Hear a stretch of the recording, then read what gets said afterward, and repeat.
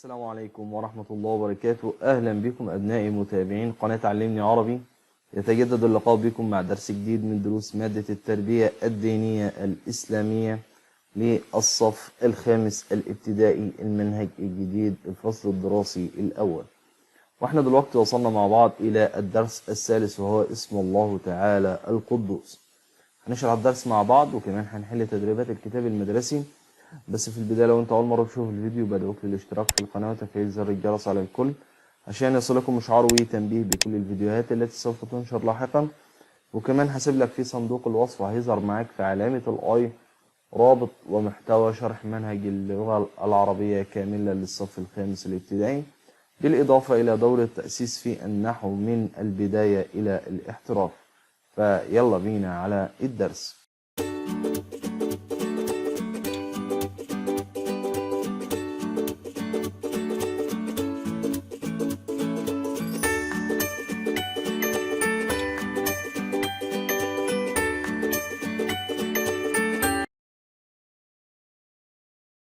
الله تعالى القدوس. أسماء الله تعالى وصفاته هي ما يعرفنا به الله تعالى إليه، فهو سبحانه وتعالى خلقنا لنعرفه فنعبده عن فهم. فحين نعلم أن من صفات الله تعالى عز وجل، يقول الله تعالى: أعوذ بالله من الشيطان الرجيم، بسم الله الرحمن الرحيم، الملك القدوس السلام المؤمن المهيمن العزيز الجبار المتكبر، صدق الله العظيم. وغير ذلك مما لا يحصى من صفات، ندرك أن الله عز وجل هو المستحق للعبادة سبحانه وتعالى، لما له من كمال الصفات التي لا يشارك فيها أحد. اسم الله تعالى وصفته. كثيرا من أسماء الله تعالى هي صفات في ذاتها كالرحيم والرحيم، ومعاني صفاته سبحانه وتعالى تدل على كمال الصفة بلا نقص أو عيب، فالله عز وجل ليس كمثله شيء.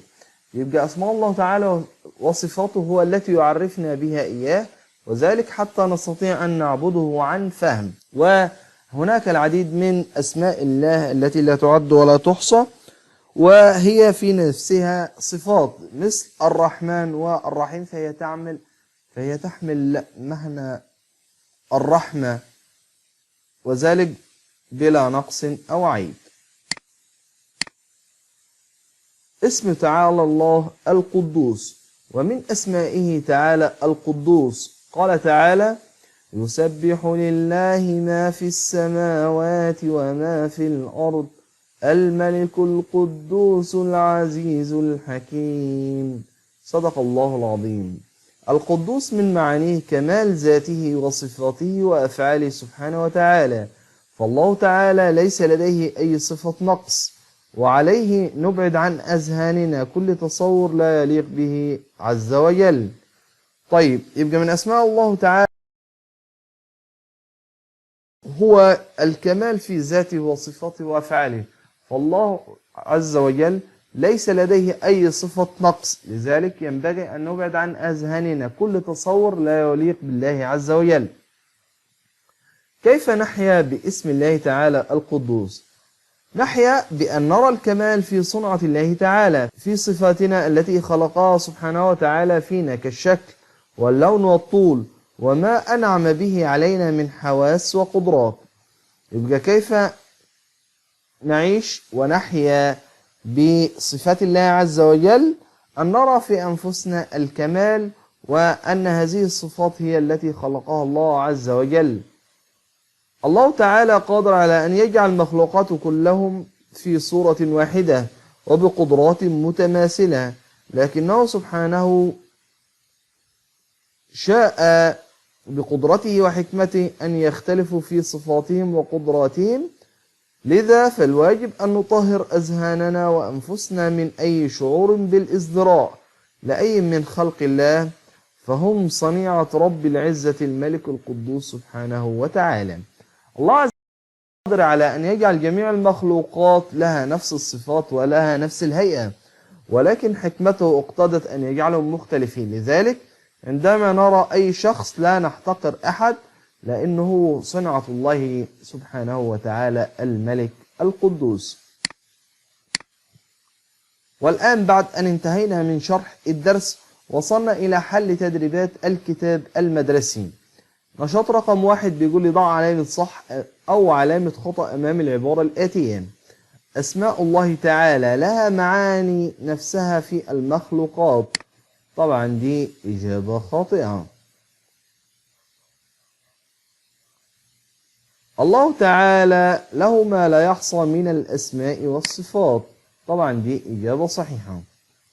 رقم ج، نفهم صفات الله تعالى بما يليق به سبحانه وفي إطار إنه عز وجل ليس كمثله شيء. طبعا دي إجابة صحيحة. سؤال رقم د، صفات الله تعالى لها الأسماء نفسها في المخلوقات، يعني صفات الله لها الأسماء نفسها في المخلوقات. طبعا دي إجابة خاطئة. نشاط رقم 2 بيقول لي استخرج بعض صفات الله تعالى، وهنا مديني مجموعة كلمات. طبعا من ضمن الكلمات هنا دي عاملة زي الكلمات المتقاطعة، فأنت هتحاول تستخرج منها صفات الله عز وجل، وليكن مثلا ليس كمثله شيء، والسلام، والقدوس، الملك، الأحد.